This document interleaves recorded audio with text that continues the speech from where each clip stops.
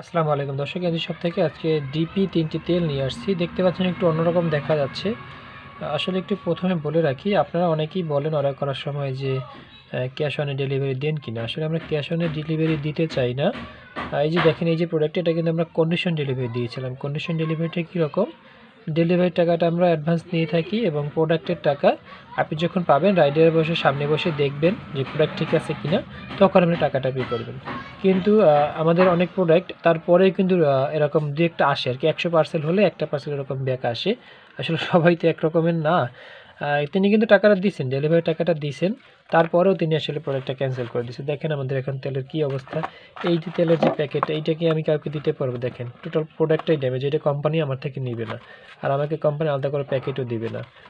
এই যে প্যাকেটটা নষ্ট হয়ে গেছে, এই তেলটা কেউ নিবে বলেন? কেউ নিবে না। তারপর হচ্ছে এই একটা প্যাকেট দেখেন, একটা তো তেলই একদম কমে গেছে, বোতলের ভিতরে তেল নাই বললেই চল। এই যেমন এইটাই দেখেন কি অবস্থা।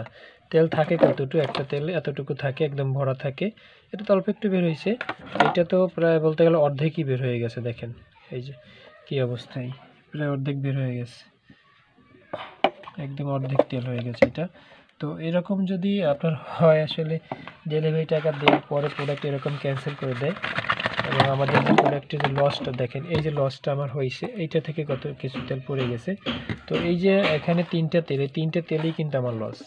এই 3টে তেল হয় নিজে ব্যবহার করতে হবে, না হয় কাউকে দিয়ে দিতে হবে। এটা কিন্তু কোম্পানি আমার থেকে নেবে না। এই প্রোডাক্টগুলো ড্যামেজ হয়ে গেছে, দেখেন এই প্যাকেটটা ড্যামেজ হয়ে গেছে, 3টা প্যাকেট, আমি একটা প্যাকেট কাজে লাগাইতে পারবো না। তারপরে এই তেলের যে বোতলটা, এই যে মূলত এইটা তো একদমই শেষ।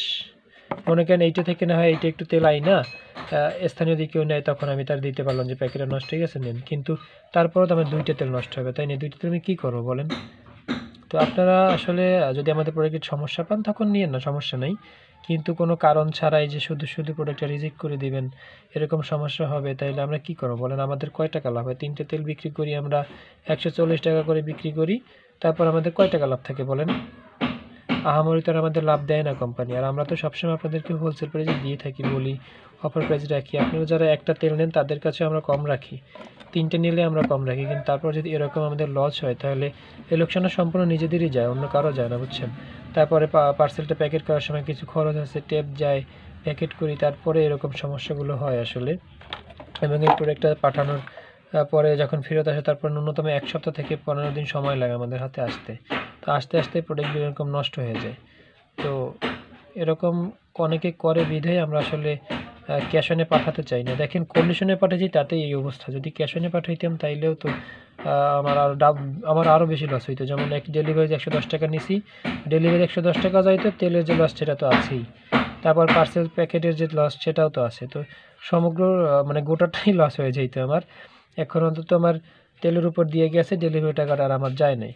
তো এরকম করেন বিধায় অনেকে, এই জন্য আমরা আসলে ক্যাশ অনে পাঠাতে চাই না। তো যারা নিতে চাচ্ছেন তারা আমাদের সাথে অর্ডার করতে পারেন, একদম কন্ডিশনে আমরা দিতে পারবো, সমস্যা নেই। আসলে ব্যবসা করতে গেলে লস লাভ আছে, তো মন খারাপ করি না যদিও, তারপরে মন খারাপ হয়ে যায়।